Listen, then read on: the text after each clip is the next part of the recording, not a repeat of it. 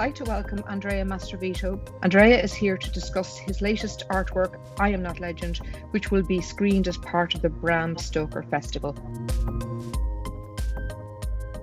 I loved it. It was such an innovative take on the Night of the Living Dead, Romero's Night of the Living Dead. I found myself laughing out loud from time to time. It was incredibly witty, and I loved your usage of lines from memes. Like, for instance, I noticed that you used Jackrabbit Slim from Quentin Tarantino's Pulp Fiction and so on. So can you just give us a little bit of background, of your background and where you come from, and what your take is on your projects and your artwork and your visual artistry?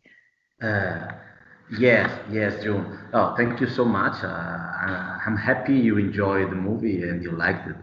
I have to say yes. As you know, I'm a visual artist. I'm not a filmmaker, but very often I also use video animation as an artwork. I work in many different directions, from drawings to collage, from installation to stained glass, from performance to movies. And I also sing sometimes. I was a heavy metal singer. That's why you have a lot of quotes from Metallica in the movie, and Matthew Nolan knows about it. And well, I also write a lot. Yes, sometimes I wrote reviews. I do many things. And I remember when I was at school, the Academy of Fine Arts, the professor told me, "Okay, Andrea, you have to choose. Are you going to be a writer? Are you going to be an artist?" And I say, I don't know. Right now, I feel like I am a hooligan. I'm a hooligan, so I also hooligan for Atalanta, great soccer team from Bergamo. But as you've seen, I try to be many different things. That's why the movie is so rich. It goes in many different directions. It makes you laugh. It makes you feel afraid. It's not. It's also thanks to George Romero masterpiece that I've been using for the movie. And actually, I believe that there is no difference between high and low culture, and everything that I come across in my life goes into my artworks, in every work that I make. Even when I do big installation, maybe for a church, I put the character in the church in the big installation are taken from my life, from my everyday life. Or when I write a screenplay, like for this movie, I decided to use everything from heavy metal songs to Calvino or Sartre or Camus or Shakespeare to Ninja Turtles to whatever. There is no difference. It's the eye of the beholder who makes the difference. Absolutely. I noticed the script. It was just so witty. And I did see the reference to Metallica, and I saw other references. I loved the Yabba Dabba Doo reference. I loved the Cowabunga reference. I loved the "we're going to need a bigger board," which was Jaws, and instead of "we're going to need a bigger boat." I watched a clip from your project, your artwork, Nosferatu, and it was the hand-drawn animation of the 1922 Nosferatu, director F.W. Murnau. So where did this, I know you like to use pencil. I know you're very fond of that medium. Where did that idea come from to I suppose to pay homage to this movie and to put your own spin on it? Where did that come from? It took me many years to focus my mind just on this project because I started to work with drawings, I guess, 10 years ago, because I really feel that drawing is the pencil is the mediator between the world of ideas and the world of reality. And so I really use drawing as a way to understand the world, to make you understand the world, to understand. I just want to understand everything. So when you use your pencil, you need time. It's different from the camera. The camera is different than taking a photograph or making a movie, shooting with a camera. when you use your pencil, you need time. The time that you put into the making of the artwork makes you think about many things. That's how Nisperato was born. At the beginning, I was 2014, I guess. I started to talk about it with a friend of mine, my friend Marco, who is also the editor of both movies. And I told him, hey, Marco, I want to work on the idea of remaking something, sorry, making something new, completely new with my pencil. And I want to make, because I had already redrawn a whole house, and now I wanted to redraw a movie. So I say Nosferatu would be a good choice because Nosferatu has Nosferatu from Murnau has a fixed camera. They don't move the camera, so it's easier to redraw it because you draw the characters and then you redraw the backgrounds. Otherwise, it would be impossible to redraw. And so I started to think about it. Then I was in New York because I used to live in New York in 2015, and there is a non-profit association called More Art. They work with social engaged artists. I also work in that direction very often, and they asked me to create an artwork about New York and about if I could work with this team. The theme was immigration. I'm also an immigrant in New York. And so I remember that Dracula mainly by Bram Stoker, it's a movie, it's a novel about somebody coming from east and going to west, and everybody is afraid of him, and he just want to bring his behavior, his way of living to the west, and everybody's afraid of him. So I thought, well, this is the fear of the unknown, of the stranger that we have so deep, so strong in this moment. It was at the beginning of the Trump era, you know, and there was also the ISIS problem. So we have this idea. I started to think about taking the character from the original movie, which is set in Germany, instead of London, of course, in Germany and Transylvania, and bring them to New York, today's New York and today's Syria. And so it was just this move, this shifting, gave a completely new meaning to the movie. And of course, it took me 35,000 drawing to make it, 3 years of work. And it was at the end of it, I was so tired. I remember as the day that I finished the movie, I felt sick and I have fever for 10 days. I was very, very, very, very sick. My wife thought that I was dying because, because my temperature was 34. At some point I was 40, and then at some point I went to 34, 33 degrees, and she said, okay, you're gonna die. I called the hospital. But then, I was very tired. But in the end, and because it was something that, in the end, Nosferatu is called Symphony of a Century, the title, but it's also a kind of self-portrait. So I really looked into the abyss for 3 years, and the abyss looked back into me. So it was very, very difficult process. But in the end, I was so happy because it's full of quotes. And so Nosferatu gave birth to I Am Not Legend, because I Am Not Legend is a kind of sequel. But on the other side, I Am Not Legend, I decided to make I Am Not Legend in this way because I wanted to make a movie I wanted to use a faster process and a more simple process. When I was watching Nosferatu, I loved the kind of the element of, there was a sort of a shimmering element of it. It was like you'd erased some part of the pencil and that you used it to kind of create a moving part of it. And you're saying that the reason why, and that was going to be my next question, that the Nosferatu and I Am Not Legend are very different. They're very, very different. And so obviously you had put yourself through the fire and you had made this incredible piece of work. It had taken you an awfully long time, but you wanted to express yourself in a different way. So the whole concept, the whole idea of Romero's homage was to show a different facet of what it was that you were trying to say.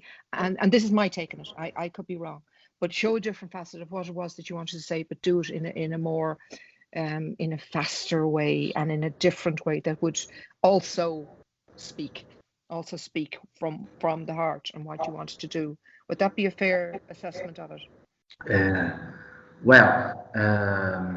in Nosferatu there were so many things, and I understood that at some point, Nosferatu, I mean, is something beautiful to watch, but you need to watch it 10 times to understand everything.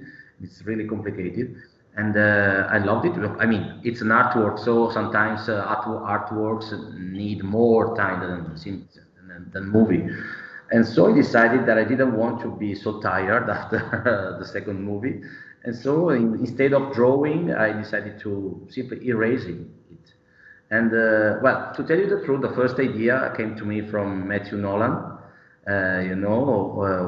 because Matthew contacted me. We first met in New York 6 years ago, I know, 3 years ago, sorry, in New York, because he wanted to play live score for Nosferatu at Bram Stoker Festival 2 years ago. And we were talking about many things, and he told me, hey, I have already done a first soundtrack, a new soundtrack for Night of the Living Dead. I say, oh wow, let me listen to it. He sent it to me, and I say, wow, I love it. And then I discovered, all of a sudden, I discovered that Night of the Living Dead is public domain because of a problem with copyright they had inside '68. So I say, wow, I could use it. And so this was the first idea came from this. And also, of course, I just wanted to do something more simple. So I started to print all of the frames from the original movie. Yes, I edited it because the original movie is 95 minutes long. My movie is 70 minutes long. And I edited the movie, then I exported 9 frames per second. And then I printed all of the frames. And then where there was a zombie, me with my assistants, we just painted the zombies with white paint. And this was a very simple thing to do, but in the end, like in Nosferatu, that was a very simple thing. I took the characters from one place, I brought them to another place, just shifting, made the whole story. In this case, the erasing and making the zombies something unknown, something invisible, something white, just white, something erased, made them more frightening in some way. And they become a kind of metaphor of what's going on in these days, of course, but I didn't know it. So I'm afraid of what I could do for the next movie. So, so this was the very simple thing. And at the end, I thought it was too simple.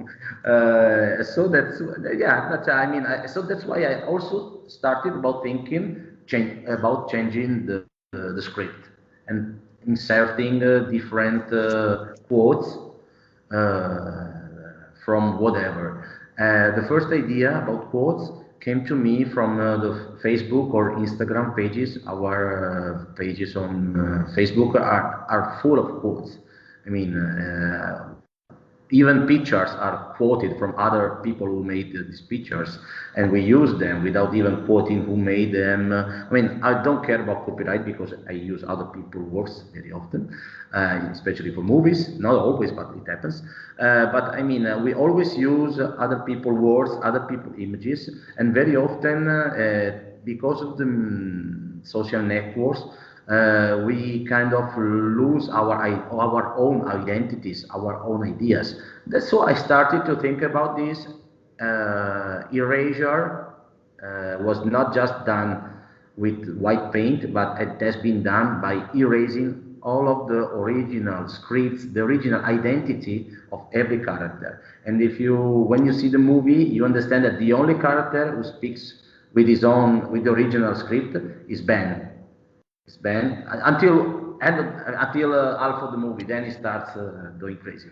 I noticed that Ben quotes heavily from George Orwell's 1984 at the very end of the movie, but it's almost like, and this is my reading of it, it's almost like as if Ben becomes what he has been trying to avoid. It's almost as if the nothing, becoming the nothing, is inevitable, and that it's a process, and that you have to accept this process, that it's like life, that it happens. Yes. What I was also looking at as well is that I found really interesting was the fact that that the nothing were now hunting.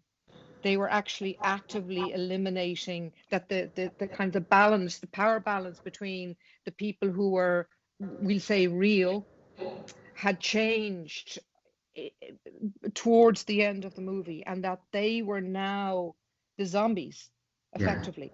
And that the quote from George Orwell about putting the bullet, the long hoped for bullet entering his brain, that it was literally that, put me out of my misery. I'm a zombie. I no longer exist in any way, shape, or form. The only way I'm going to exist is by eliminating me. And when I saw as well, there was a very funny bit where one of them ate an insect, and you could see the insect, which was not of them, going inside the zombie and becoming and it sort of remained separate from the zombie for a short time. You could see it sort of shimmering in the body of the zombie. I just loved touches like that. And then when they were trying to eat the people from the truck that had gone on fire, and that was quite visceral. That was quite interesting to watch, but it was just really well done. The fact that there was a separate, that the zombies were eating the entrails, and then suddenly they became the real people. They became, they were playing football. They were a crowd mobbing a pitch after a football match is over. They suddenly became I suppose the power behind and they became the hunters. Yeah.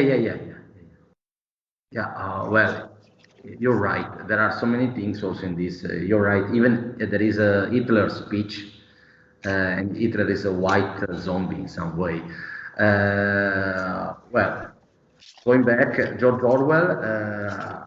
I remember when I was at school, I read 1984 many years ago. But there was one sentence that I really loved at the time, was the long hoped bullet was entering my brain. I remember it very well because I said, "Wow, that's very sad things to say." And so I thought that it was perfect for the last, because the last scene in Night of the Living Dead, it's the hope, the bullet is entering his brain. So it's exactly this thing.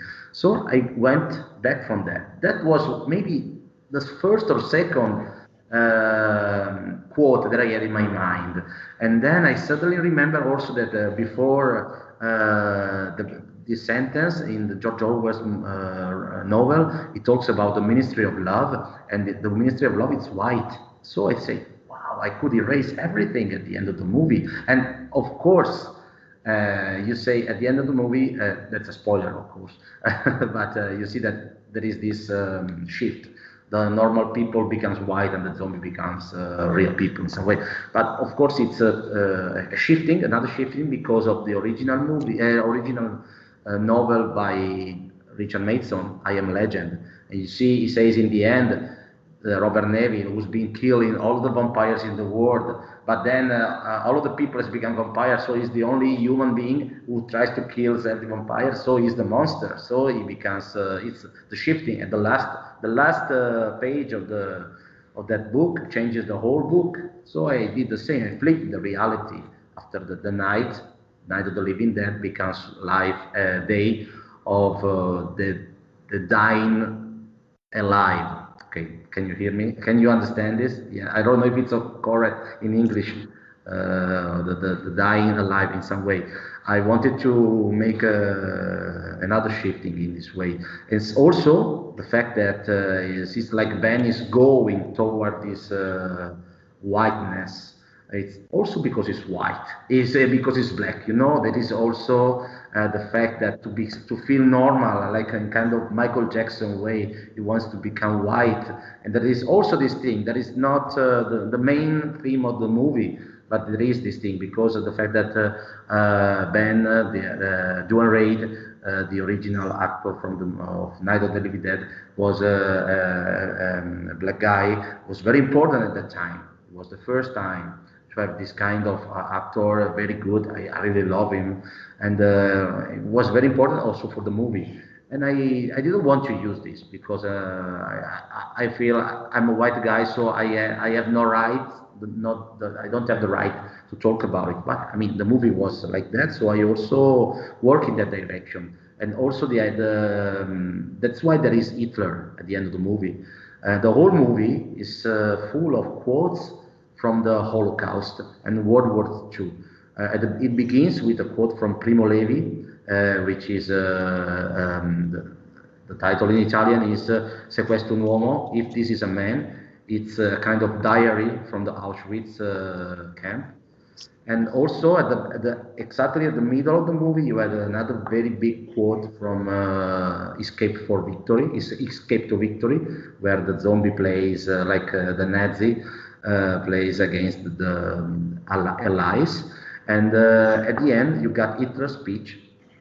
And actually, they tried to erase what was different from them, and they wanted all of the people to become like them, white in some way, Aryan. So I used this, the fact that, but also on the other side, when everything in the movie becomes white, it's also a new starting point, because white is this, it's the white sheet, where everything can be reborn. I loved the kind of the concept of Hitler being white and therefore one of them, one of the nothing, one of the meaningless people who's the word salad of his fiery sermons that really didn't mean an awful lot, but just where he had, I suppose I'd have to reluctantly say, he had charisma, because he was able to overwhelm a large body of intelligent people to do stuff that they shouldn't have been doing. I read the Primo Levi book, If This Be a Man, and yes, it is very, very moving. To be honest with you, when I first started watching the movie, I decided that I was going to go into it without reading reviews or without reading a background. So I would go into it completely, not knowing what, where, or how, so I could make my own mind up and come to my own conclusions. I was delighted to see all the quotes coming in. I did not know that this was going to be the case, but when that happened, it was like this over joyful moment. And I know it's a horror movie, so it's kind of strange to say it was a joyful moment, but it was a lovely moment to kind of suddenly go, oh, do you know what? I get this. And audiences as well, they don't want things to be too simple, but they don't want things to be too hard either. And so when an audience gets it, they thank you for it. Can I ask you, how long did it take you to complete, by comparison to Nosferatu, how long did it take you to complete I Am Not Legend? Yes, of course. Nosferatu was a 3-year. Took me 3 years to create all of the frames, and I worked 15 hours per day, 18 hours per day. While on the opposite, I Am Not Legend originally was to be done in 6 or 7 months. Then the COVID emergency arrived, so it took me 1 year to finish it. But it was way more simple. There is no comparison to it. I mean, I can compare the two things. Also, it was a pleasure for me to create all of the script with the quotes, because I closed myself for 2 months in my room in New York. I had a small house down there, while here I have an enormous studio in Bergamo, because it's much cheaper. And I have this little room. I closed my wife and my son outside of the studio, and I watched movie. I listened to songs, my favorite movies, whatever came back to my mind. I watched all of this movie for 2 months, and suddenly, at the beginning, it was difficult because I had just 2-3 quotes in my mind. But then, once the character, if you see the characters in the movie have their own, they don't have their own identity, but they are a kind of piece of everybody's identity. There is the guy who really thinks that they can save themselves. There is the guy who really wants to be destroyed. There is the part of yourself that doesn't understand, don't want to understand. I don't want to understand. I want to lose conscience in this moment. So every character at the end told me what to do and what to say and what to write. And what you just told me, I really thank you for telling me this, for saying that you enjoyed it, and say thank you. Because as I finished the movie, the pandemic started in February, March. I was very sad because I'm from Bergamo. Bergamo was the worst place on earth in that moment, and I mean, we had a tragedy. I lost many friends, and I was very sad. And as I was working on this movie, I mean, it was so sad to work on this movie in the same moment. Suddenly, I realized that I could read the script and the movie in a completely different way, in a very positive way, because it's a kind of, as you confirmed this, because suddenly I realized that the audience, if on one side the characters lose their identity, on the other side, it's like they are building a community, a kind of everybody's identity, because everybody can recall, can recognize all of the quotes. So it's like they are building a kind of social background, the same background for everybody, and you can recognize into this background and become community again in some way. So they are a kind of creating something. They are destroying themselves and destroying themselves, then creating something new. So it's like I mean, from you have to die before you see the light, you know, like Slayers say this, you know, Slayer, the heavy metal group. Yeah. Absolutely. I was just, I wanted to first of all say thank you for including the Trump quotes about the about the bleach. It was so much fun because I keep watching that clip of Trump talking and the doctor sitting beside him and her face as she hears him talking about injecting bleach into the body. So yes, I picked up on that and I heard it and I chuckled. That was really funny. Another thing I noticed was of all the characters, Ben is the only one who changes. Yes. Ben changes because at the beginning I needed to have somebody who could be the owner of the memory, because this movie is also about memory. It's the memory of the Holocaust, for example, because to avoid negationism. It's all right, yeah. Negationism is also something that is going on in this moment, because many people denies that the virus exists. You know, same thing, the same thing. But also, I need somebody who was the owner, one who could keep the memory of everything, of the original script, of the original movie, of his own personal history. But on the other side, I really needed somebody who could help me in creating a real script, because he talks about fighting the zombies, the nothings. And at the beginning, I needed somebody who could explain what's going on in some way. So I needed somebody who could use the original words. And then as soon as he get in touch with other people, so as long as he's by himself, because Barbara doesn't exist, of course, in the movie. She doesn't say anything. She's almost already crazy. But as long as he's with himself, it's okay. But then when they arrive, when the Cooper and Tom arrive, you see at some point he started to talk just with quotes. And one of the first moments is when he says, "So hell is other people." So that's why he changes. When he gets in touch with other people, it's like he's infected. There is no social distance in that moment. So he gets infected with the virus, and it changes himself. And so, but in the end, and also you know that in the movie, the original Romero's movie is amazing. It's such a perfect metaphor of our lives, because also there is nobody who's right. I really love this, because until the end of the movie, you believe that Cooper is an asshole and Ben is right. but in the end, it was good to go back underground. Was the only safe place. And then when you feel, or when you say, okay, at the end, he understood, he's right, he's killed. So nobody's right. There is no truth.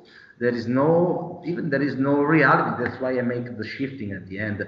And this is something that I have already used. This way of describing reality or unreality. It's something that I had already used in Nosferatu, because in Nosferatu every character shifts from good to evil to back to good to nonsense. And I really feel that this is what's going on today. I mean, in our period, and I'm not criticizing it. What I want you to understand is that I don't like to criticize. I mean, I talk about it because it's what's going on. And I really feel that in this moment, you have so many versions of reality, and everybody says that it's right, and that this is something that we really didn't have 30 years ago before internet. Then with internet, we have this different kind of truth, many versions of the same thing, many different versions. So everybody can say everything, and so now you don't understand what's going on. So that's why one more thing is that I always say that Nosferatu is not a black and white movie. But it's black plus white, so it's a gray movie. It's gray because you don't understand where is the white, where is the black, where is good, where is evil. You don't understand. And so, as I wanted to go farther, I have to put to erase all of the dirt from this gray, and now it's white at the end of this movie. And this is the first step to start for the third movie that I will do, I hope soon, as soon as I find the money, because the third movie will be about the collage, will be done. The first was about drawing, the second is about erasing, and the third one will use collage, and I will restart from the remains of what's been left in the whiteness. Do you remember you were saying that in I Am Not Legend that the person that they shape, they go from rage to despair to, and obviously Ben is the one who grows and evolves throughout that process. Everybody else, I felt, stayed within the character and didn't shift much beyond that. But as you said, some people would think that Cooper's an asshole, but at the end of it, they kind of say, well, maybe he had it right all along. And as you said, there's no right or wrong. But I was thinking there just earlier when you were talking about Ben, and you were talking about that he suddenly realized that he was to embrace what was coming. I was thinking that Viktor Frankl, of Meaning for a Man, and that Viktor Frankl wrote a book on how I believe he was in Auschwitz, I'm not absolutely certain, but I believe he's in one of the camps, and he said that you could survive once you had a purpose, once you had something to do and you could do it. So for instance, if you were cleaning a latrine, once you cleaned it the best way you could possibly clean it, that days were no longer meaningless, that you had a purpose, that you could carry this from A to B, you could, whatever you did, that you did it with the fullness of yourself. And I thought that when at the very end I had that sense that Ben was embracing the hereafter with the fullness of himself, that he had found his meaning. And that was what, again, that's my interpretation of it. But I felt that at the very, very end that he had found a purpose, that he had found his calling, and that he was now embracing it. And as you said, the bullet he nearly welcomed the bullet. He was saying, okay, this is how it's going to be. This is perfect. This is a cadence. This is a perfect cadence, and that this is how it should be. Well, I guess that in the end he says, and now I am not legend. And so it can be what you say, but it can also be the opposite. Now, so I want the audience to understand what they want. I really like it. I don't want to be, also for Nosferatu, I didn't give so many explanation of everything. because I like to put many different hints to whatever you're gonna think about it. And I didn't think about this, to tell you the truth, because I felt that it just had to disappear in the end. It needed to disappear. And yes, by chance I discovered that the last image of the movie, it's a gun. There is this guy holding the gun, and yes, you make me think about Johnny Got His Gun by Dalton Trumbo. This beautiful book and movie, and then also Metallica song. And at the end, there is this very huge quote with this gun in the whiteness. There is this gun, and the movie is full of quotes from the Johnny Got His Gun. And what happens in the book, in the original book and the movie? Johnny is a soldier who has lost arms, legs, eyes, ears, nose, and mouth. He just living dead in some way, and he's the first living dead in some way because he's trapped between life and death, and he lives in this coma for 20 years, but he's still conscient. And then, but until the end, he's still alive because he had a purpose. He just wanted other people to watch him and to understand that war is not a good thing. And so when they say the other soldiers say when they discovered that he is conscient after many years, and he tried to talk with the Morse code, and he say, I want to be shown to other people. They say, okay, no, you can't. You stay in this room. You stay in your underground, and when he's closed in this underground, he says, okay, so kill me. I repeat over and over again, kill me. So he has no more purpose.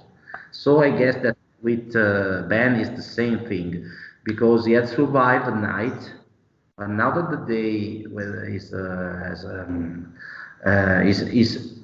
just wanted to, it's like he just wanted to survive the night, but now that the day has become completely white, it doesn't need to be alive anymore. So that's why it's killed in the end. But I mean, this is another explanation. You can, because of the many quotes, you can watch the movie many different ways. I love the ambiguity of it, and I love the fact that I can see it this way. But it's like democracy; everybody has a right to see it their way, and to witness it in the way that they feel is right. Can I ask you, what is you mentioned, you touched briefly on your next art project. Can you just give me a little bit of idea? You don't need to, like, I'm sure you're sort of, you've got things going on in your mind and you wouldn't have it formulated yet, but like, would there be, what's next in the pipeline? You mentioned another movie. Yes. Well, right now we have no money to make this movie. I had to find some sponsor, of course, and the movie will be about the kind of renaissance of rebirth in some way. I don't know if it's gonna have a happy ending or not, but it will be based both it will be done with collage of many movies and many images, and it will be based on Victor Frankenstein's story. Actually, yes, and also maybe on Jesus Christ. Who knows? Now I got many ideas. Right now I'm working on many shows, but the problem is that right now nobody knows what to do because I had many shows in the next months, but I'm sure we're gonna postpone each of them. And then, but the main thing that I'm working on right now is it's something that I'm doing a great permanent installation for my soccer team Atalanta in the stadium. So we are working on it in many years, and maybe in few months we will show this to the world. It's going to be something great. I hope so. I hope it's difficult to work with soccer, with football, because you have to change the way you work really completely, because you're not completely free. Like in the studio, I can do whatever I want, but when you talk with sport, when you work with sport, like when you work with church, you have to mediate in some way. And so let's see what happens. But I'm really happy about this, and I'm very sorry I can't be in Dublin, and there won't be the festival, the live festival. Last time I was so happy. It's one of my most beautiful memories. It's been really, really interesting. Thank you so much for being so forthcoming. And on behalf of Film Ireland, thank you. Thank you. Thank you.